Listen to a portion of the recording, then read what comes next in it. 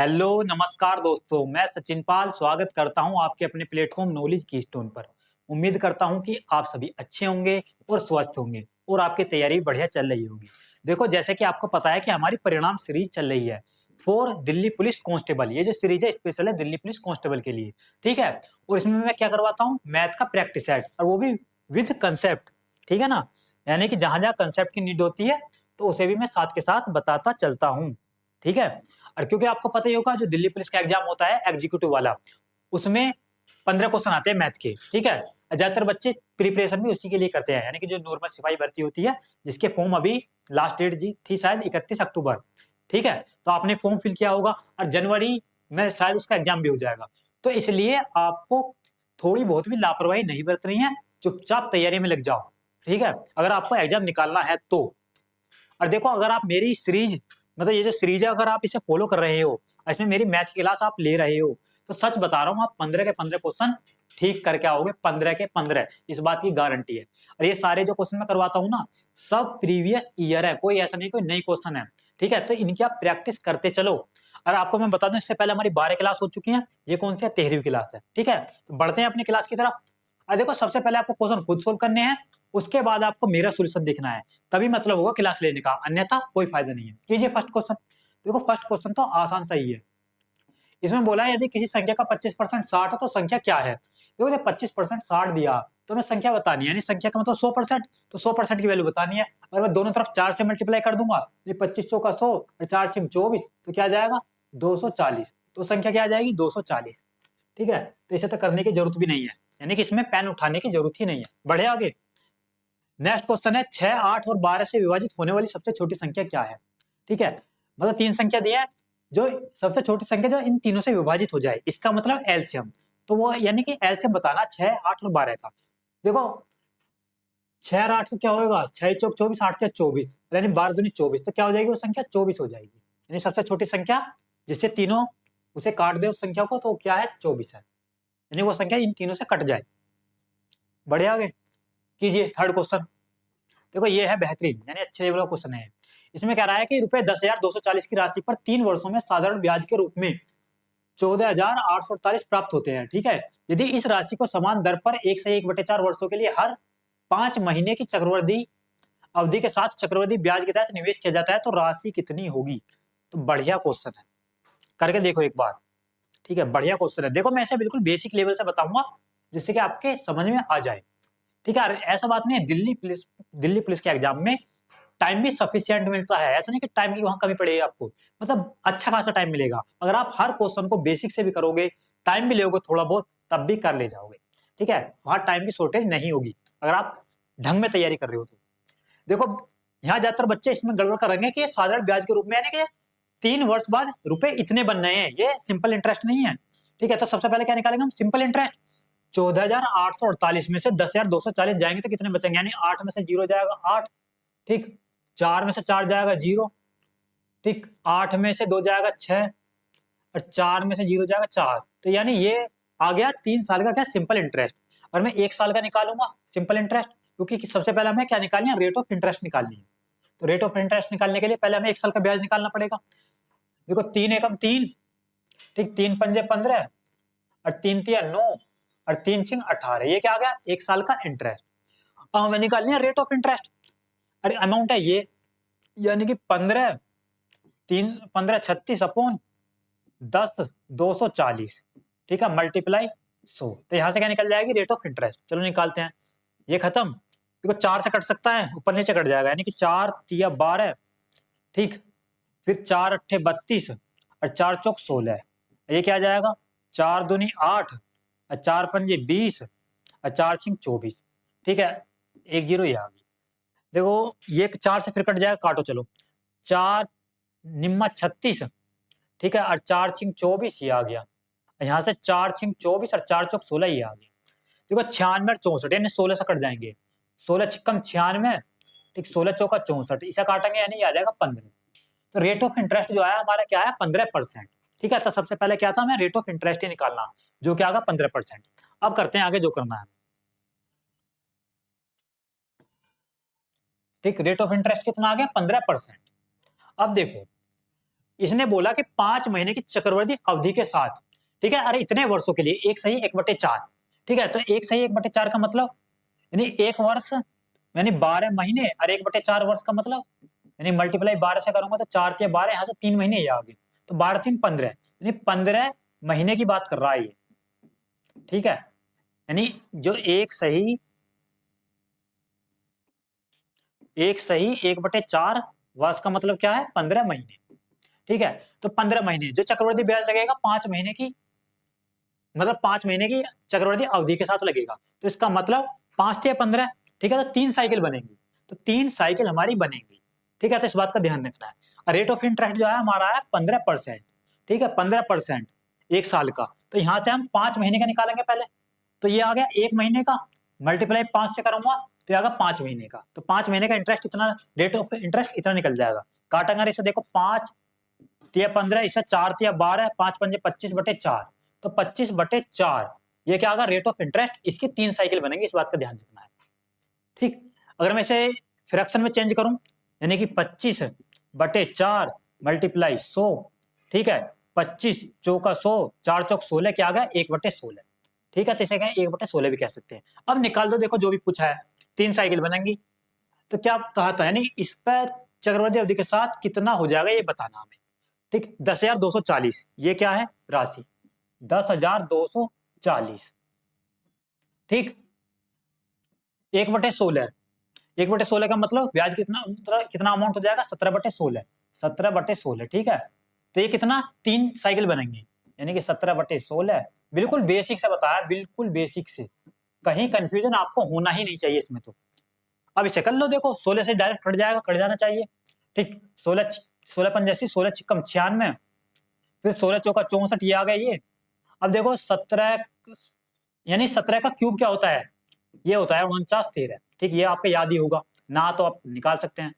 यहाँ क्या बचेगा 16 मल्टीप्लाई 16 ये, ठीक, इसे भी काटूंगा और मैं 16 से भी कट जाएगा, 16 चौका 64 ये बचा 40, और ठीक 49 13, नीचे क्या बचा 16, और मैं इसे सोल्व करूंगा, देखो 4 से काट लो, ठीक, 4 चौक 16, ठीक, यानी ये क्या यहाँ बचेगा 10, यानी कि 49 13, 1 0 ये लगी, नीचे क्या बचा 4, अगर मैं इसे काटूंगा 4 से, देखो ये सवाल अच्छा खासा लेंदी हो गया, मतलब 4 एकम 4, 4 दूनी 8, ठीक, फिर 4 दूनी 8, फिर 4 अट्ठे 32, फिर 4 दूनी 8 और 4 पंजे 20, ये आएगा, यानी 12,282.5, ठीक है, ये है ऑप्शन में 12,282.5 ऑप्शन बी, तो ऑप्शन बी क्या हो जाएगा हमारा सही हो जाएगा। तो बढ़िया क्वेश्चन था, बिल्कुल बेसिक से बताया, ठीक है। करो नेक्स्ट क्वेश्चन। इसमें कह रहा है कि नाव की गति और धारा की गति का अनुपात दिया है मैं, ठीक है, 36:5। नाव धारा की दिशा में यानी कि डाउन स्ट्रीम 5 से 1/6 घंटे में चलती है, फिर वापसी शुरू करती है, वह फिर से शुरुआती बिंदु तक पहुंचने में कितना समय लेगी। बढ़िया क्वेश्चन, देखो सिंपल सही है, करके देखो एक बार खुद, ठीक है, ऐसा नहीं कि आपको वीडियो ही देखते रहना है, देखो खुद भी कलम चलाना है। मैथ में जितना आप कलम चलाओगे ना उतना आपका मैथ स्ट्रॉन्ग होएगा, इस बात को ध्यान रखना है। देखो इसमें नाव की गति और धारा की गति दे दी, ठीक है, यानी कि नाव को हमने मान लिया, चलो बोट, जो बोट की स्पीड है वो 36x मान ली, ठीक है, और जो धारा, धारा को क्या बोलेंगे स्ट्रीम, तो जो स्ट्रीम की स्पीड मान ली हमने 5x मान ली। अब देखो जब धारा की दिशा में चलेगी नाव तो स्पीड क्या हो जाएगी 36 और 5 41, तो 41 हो जाएगी स्पीड, ठीक, 41x। अब देखो इतने घंटे जाती है वो, 5 सही 1/6, 5 सही 1/6 का मतलब, ठीक, 5 सही 1/6 यानी 6 पंजे 30 और 1 31, तो 31/6 घंटे, ठीक है, तो यह 31/6 घंटे, तो यहाँ से क्या आ गई ये स्पीड, ये टाइम, तो यहाँ से क्या आ गई डिस्टेंस आ गई, दूरी, ठीक है, तो दूरी क्या होता है यानी चाल गुणा समय। अब देखो इन्होंने क्या पूछा, वह फिर से शुरुआती बिंदु तक पहुंचने में कितना समय लेगी, तो डिस्टेंस तो बराबर रहेगी, तो वो वापसी जाएगी ना, तो आपको धारा के विपरीत दिशा में जाएगी, तो धारा के विपरीत दिशा में जाएगी तो स्पीड क्या हो जाएगी, अब क्या 36 में से 5 जाएगा 29x, तो स्पीड क्या हो जाएगी 29x। देखो डिस्टेंस ये है, ठीक, यानी कि डिस्टेंस अपॉन स्पीड, यहाँ से क्या आएगा घंटा यानी टाइम, ठीक, तो डिस्टेंस हमें मिल गई ये यानी 41x मल्टीप्लाई 31/6, और स्पीड की बात करूं ठीक, जब विपरीत दिशा में जाएगी तो 36 में से 5 जाएंगे, ठीक, 31, तो 31 एक्स क्या आ जाएगी हमारी स्पीड, तो 31 एक्स, तो यहाँ से क्या आ जाएगा टाइम आ जाएगा। बस देखो एक्स से एक्स खत्म, हालांकि एक्स मैंने मान लिया, मानने की जरूरत नहीं थी इसमें, ठीक, रेशो में काम चल रहा था। ये 31 से 31 खत्म, ये आ गया 41/6, यानी 41/6, ये 41/6 अगर इसमें से देखो ये इस प्रकार लिखा हुआ है तो ऐसे भी कर सकते हैं, यानी 6 × 36 और 5/6, ये 6 से ही 5/6 आ जाएगा। ये रहा ऑप्शन ए, तो ऑप्शन ए इज द क्या राइट आंसर। बढ़े नेक्स्ट क्वेश्चन की तरफ, करो, सिंप्लीफाई करना बस इसमें, और कुछ नहीं करना। देखो 5 अगर 75 को मैं 5 से डिवाइड करूंगा तो यहाँ आ जाएगा 15, 15 पंजे 75 होता है, ठीक। अगर 36 को 3 से डिवाइड करूंगा तो यहाँ जाएगा 12, ठीक, और मल्टीप्लाई ये 2, और यहाँ है बीच में प्लस 12 दूनी 24 और 15 39, तो 39 किस में दिया है, ये रहा ऑप्शन डी, तो ऑप्शन डी क्या हो जाएगा हमारा सही हो जाएगा। बढ़े आगे,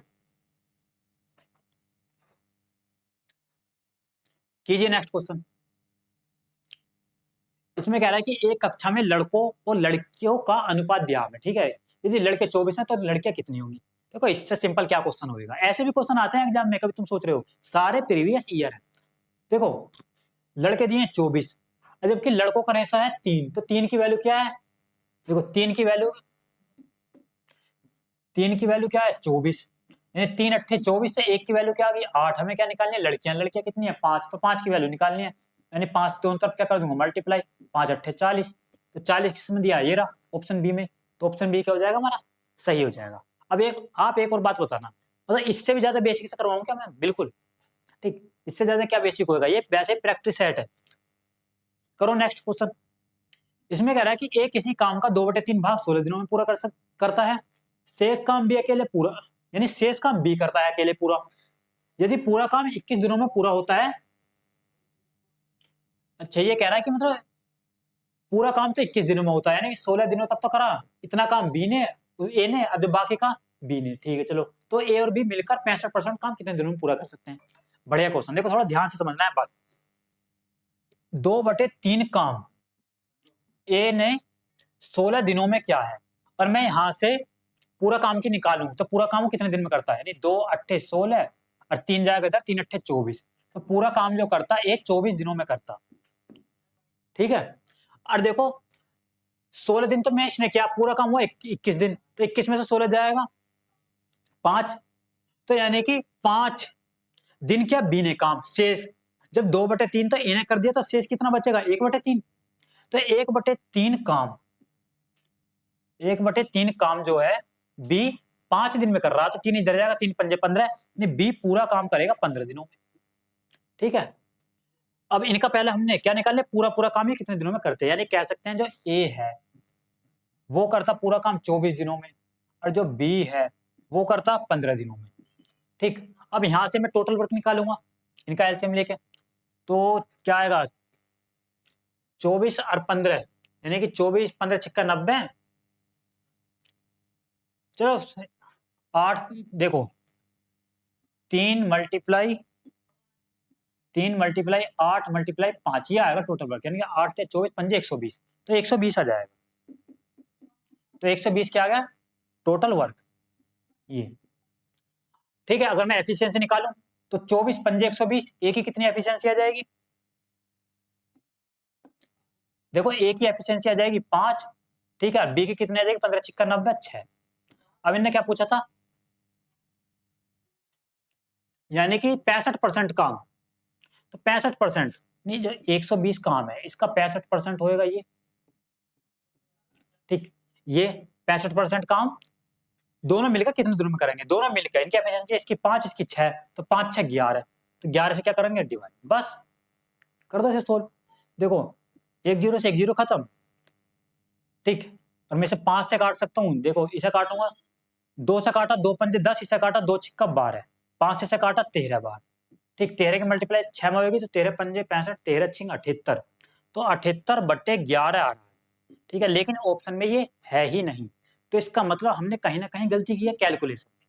तो एक बार दोबारा देख लेते हैं, ए किसी काम का 2/3 भाग 16 दिनों में करता है, 2/3 2 × 8 = 16, 8 × 24, तो ये क्या करेगा 24 दिनों में करता पूरा काम, ठीक, बाकी का बचा हुआ काम बचेगा 1/3। ठीक, जो पूरा काम हुआ 21 दिन में, 21 में से 16 जाएंगे तो 5 दिन, तो 1/3 काम 5 दिन में करा बी ने, 3 पंजे 15, बी पूरा काम करेगा 15 दिन में। ठीक है, अब 24 और 15 का हमने निकाला एलसीएम, जो कि टोटल वर्क निकलेगा। ठीक, तो 24 पंजे 120 होता है, 15 छिक्का 15 अट्ठे 120 होता है। देखो यहाँ एफिशिएंसी में थोड़ी गलती कर दी, यहाँ आएगा क्या 8, क्योंकि 15 अट्ठे 120 होते हैं, 15 छिक्का 90 होते हैं, तो ये मिस्टेक है बस।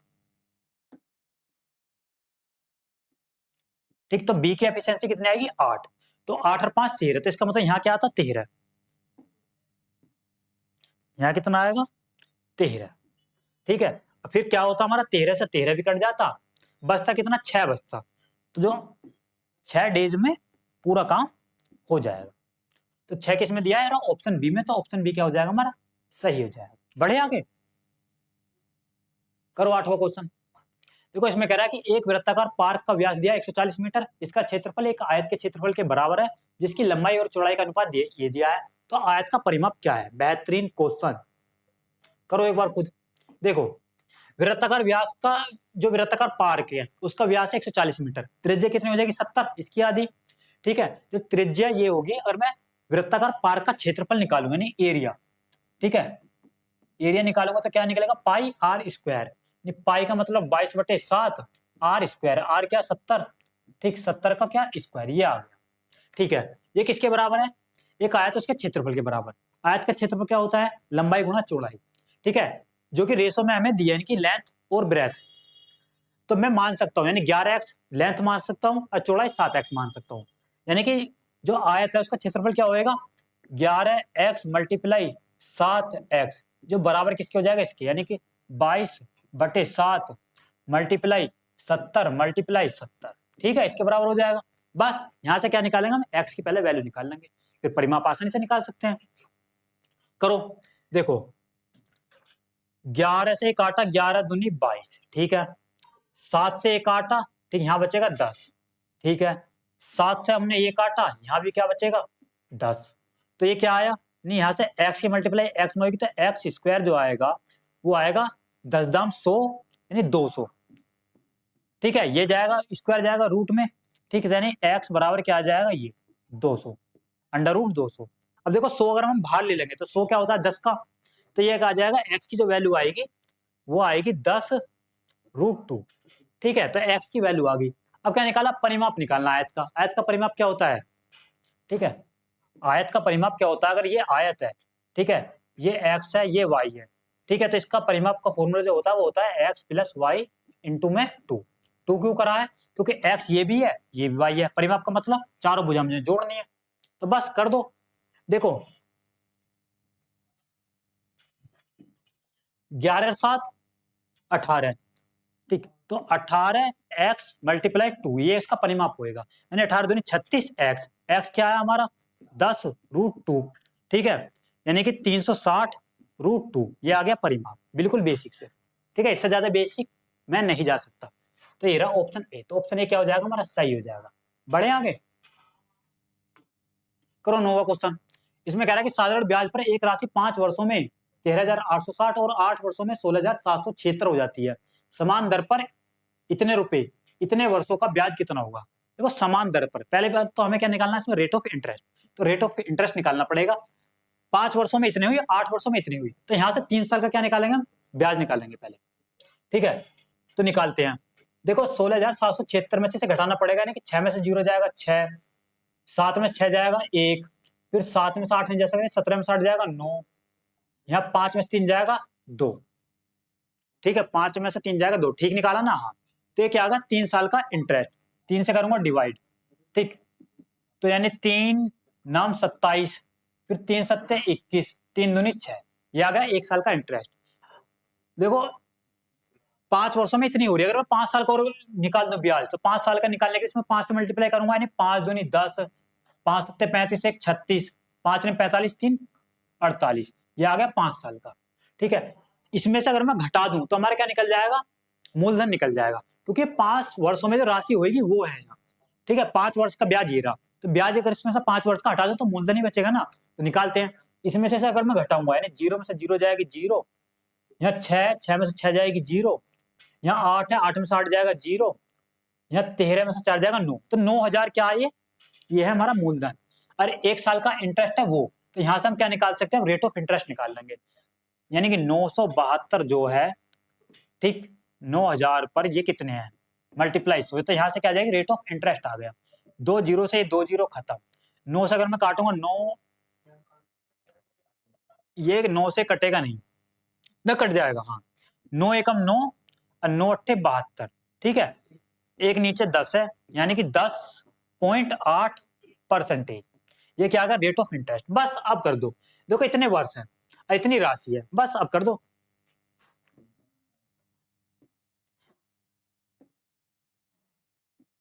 देखो राशि कितनी है, 10,000, ये 10,000 मल्टीप्लाई 10.8 क्या, रेट ऑफ इंटरेस्ट, 10.8 बटे क्या करेंगे हम, 100 मल्टीप्लाई कितने साल के लिए, 4 सही 2/5, 4 सही 2/5 का मतलब 5 चौक 20, 2 22, 22/5, तो 22/5। बस इसे सोल्व करना है, ये जब पूछा ये इंटरेस्ट निकालना, बस कर दो। देखो 2 जीरो से 2 जीरो ये खत्म, 5 से अगर मैं इसे काटूंगा इसे, तो 20 बार, यहाँ पॉइंट है तो पॉइंट हट जाएगा, एक जीरो चली जाएगी इधर, तो 2 बचेगा, यानी कि ये बचेगा 2 मल्टीप्लाई 108 मल्टीप्लाई 22, ये बचेगा, ठीक है। तो चलो करते हैं मल्टीप्लाई, अगर मैं 2 की करूं, यानी 4 की कर देता हूं, 2 यहां से ले लेते, तो यहाँ बचेगा 11, 2 दूनी 4, और 4 की मल्टीप्लाई करूं इसमें, 4 अट्ठे 32, ठीक, 4 एकम 4, और मल्टीप्लाई 11, 11 की करूंगा, 11 दूनी 22, लास्ट में क्या आएगा, 11 दूनी 22, ठीक, 11 33 और 2 35, ठीक, लास्ट में 52 आएगा। देखो लास्ट में 52 नहीं है, यानी ऑप्शन डी क्या हो जाएगा हमारा, सही हो जाएगा, ठीक है। बढ़े आगे, बेहतरीन क्वेश्चन था ये भी, ठीक, जो आपका टाइम ज्यादा लेगा। करो 10वां क्वेश्चन, इसमें कह रहा है कि एक छात्र ने 7 विषयों में ये अंक प्राप्त किया, तो औसत अंक क्या होगा। देखो एवरेज निकालना, बस एवरेज निकालने का सबसे बढ़िया तरीका क्या, सबसे पहले क्या करेंगे हम, इसमें एक एवरेज मान लेंगे अपने अनुसार, जैसे कोई इसकी बीच की वैल्यू मान लो, जैसे 75, तो 75 हमने क्या मान लिया, एवरेज मान लिया 75, ठीक है। अब देखो 60 जो है 75 से कितना कम है, ये कम है 15, तो -15, ठीक, 75 ये तो 0 ही कम है, ठीक, यानी ना कम ना ज्यादा है। ये 80 जो है 5 ज्यादा है, यानी प्लस के 5, 65 जो है 5 कम है, ठीक, 65 5 कम है, नहीं 5 नहीं 10 कम है, ये तो हाँ 10 कम है, 75 नहीं 70 मानो तो आसानी रहेगी। देखो 70 मान के करो, कुछ भी मान लो, हालांकि बात एक ही है, कुछ भी मानो, 75 मानो या 70 मानो, ठीक है। ये कितना कम है, 10 कम है, क्योंकि 70 मानने पे और जल्दी हो जाएगा, इसलिए 75 जो 5 ज्यादा है, 80 जो है 10 ज्यादा है, ठीक है, 65 जो है 5 कम है, 67 जो है वो 3 कम है, ठीक, 72 जो है 2 ज्यादा है, और 70 में तो कोई ना ज्यादा ना कम, तो 0। बस अब देखो पहले कितना, यानी कि देखो मैंने 70 देखा, क्यों माना था, क्योंकि अब देखो वैल्यू कितनी बढ़िया आ रही है, ठीक, मुझे दिख गया था 70 मानने में ही फायदा है, हालांकि 75 मानोगे तब भी कोई बड़ी बात नहीं है, ठीक है, वो आपकी मर्जी है। तो लेकिन क्वेश्चन को देखकर आपको पता चल जाना चाहिए कि क्या मानना है।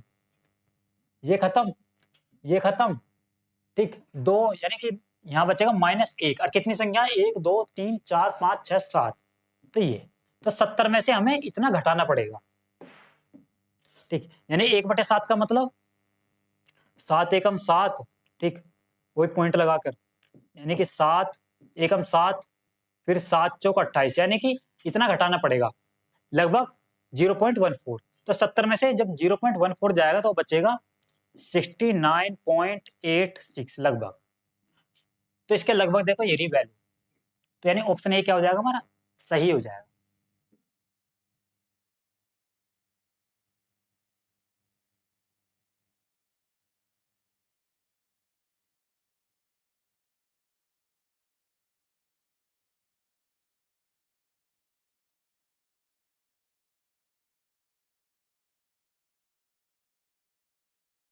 ठीक है, देखो 5 क्वेश्चन और रह गए हमारे ये, क्योंकि 15 क्वेश्चन मैं करवाऊंगा इस सेट में, करो जल्दी जल्दी करो।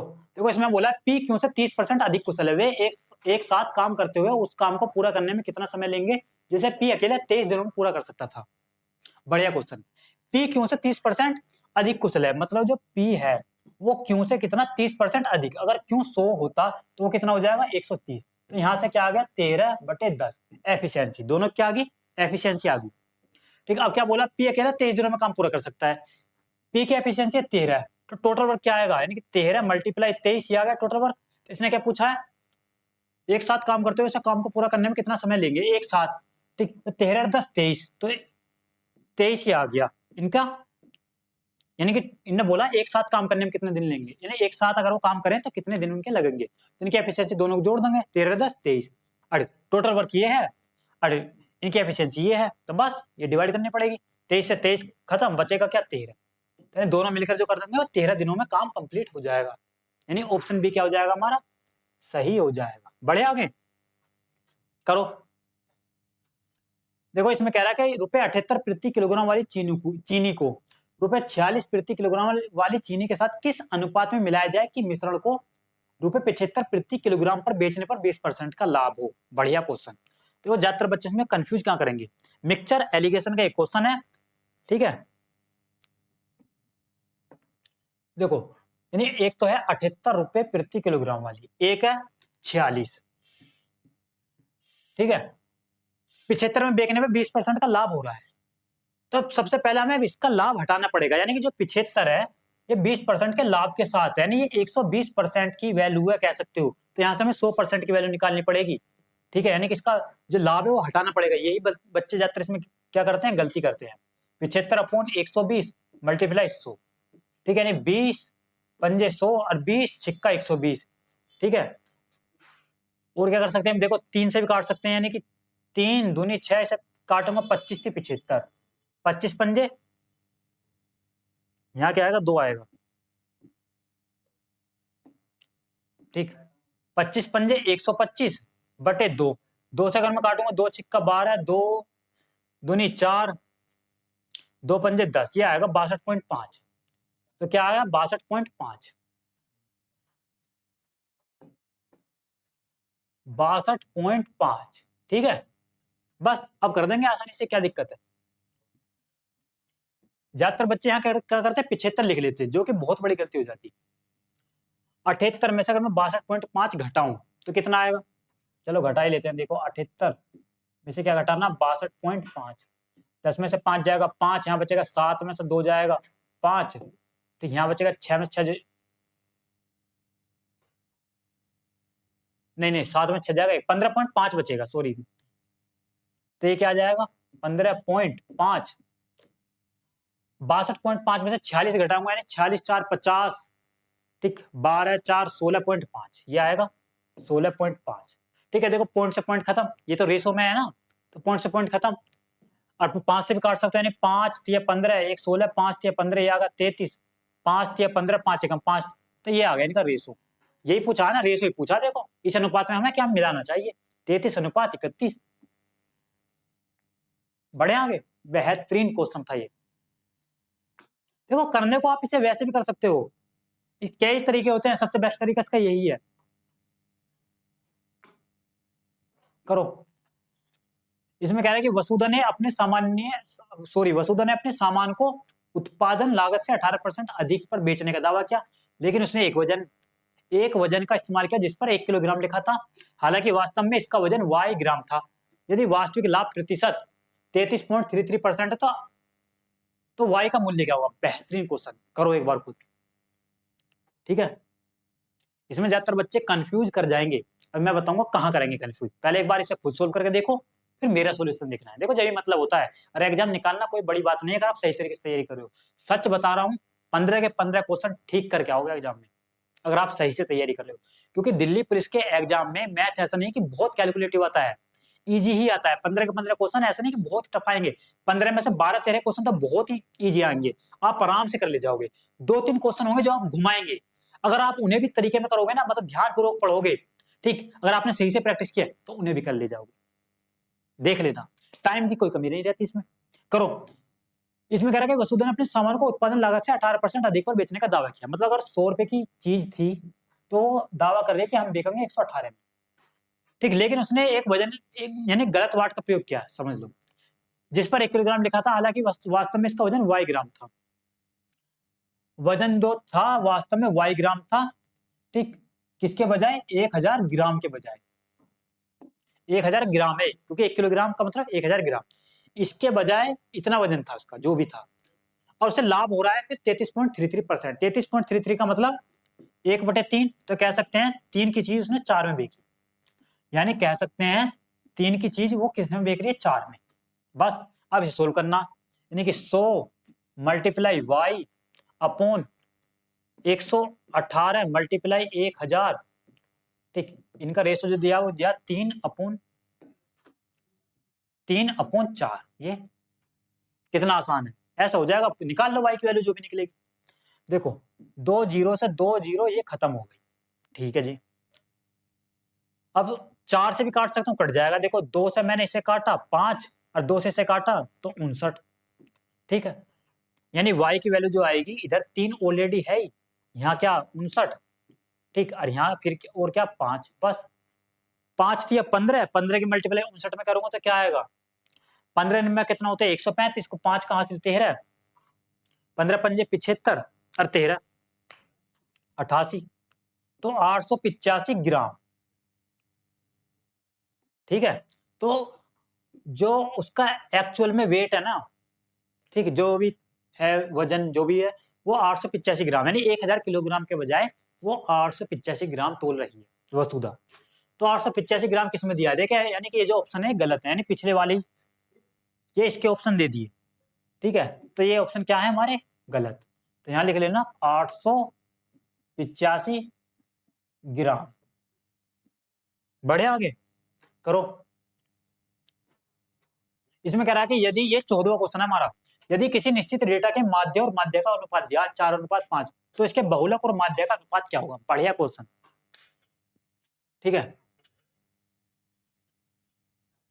यानी कि माध्य और माध्यिका का अनुपात, ठीक। तो माध्य जो है,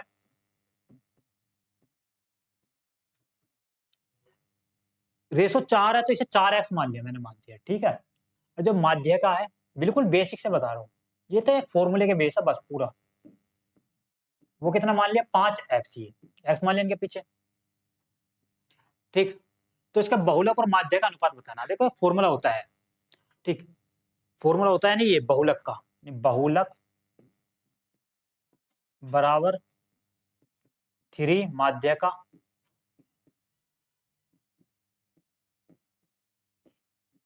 -2 मल्टीप्लाई माध्य, ये फॉर्मूला होता है बस, ये आपको याद होना चाहिए। आप इससे बहुलक निकाल लोगे, निकालो चलो। 3 माध्य का क्या 5x, ये -2 माध्य कितना 4x, ये, ठीक है। तो 15x में से क्या जाएगा, 15x में से क्या जाएगा 8x, तो क्या बचेगा 7x। तो बहुलक कितना आ गया 7x। क्या पूछा है, बहुलक और माध्य का अनुपात। बहुलक कितना आया 7x, ठीक, और माध्य कितना था 4x। इनका क्या पूछा, रेशो, तो क्या आ जाएगा 7:4। तो 7:4 दिया ऑप्शन डी में, तो ऑप्शन डी क्या हो जाएगा हमारा, सही हो जाएगा। बढ़े आगे, करो last question of this class, ठीक। इसमें कह रहा है कि एक कार 210 किलोमीटर तक 45 किलोमीटर प्रति घंटा की एक समान गति से यात्रा करती है, और फिर 420 किलोमीटर तक 70 किलोमीटर प्रति घंटा की एक समान गति से यात्रा करती है। पूरी यात्रा के दौरान कार की औसत गति क्या है। एवरेज स्पीड निकालनी है बस, और क्या करना। एक बार करके देखो, चलो जल्दी जल्दी आंसर बताओ आप। देखो एवरेज जो स्पीड होती है,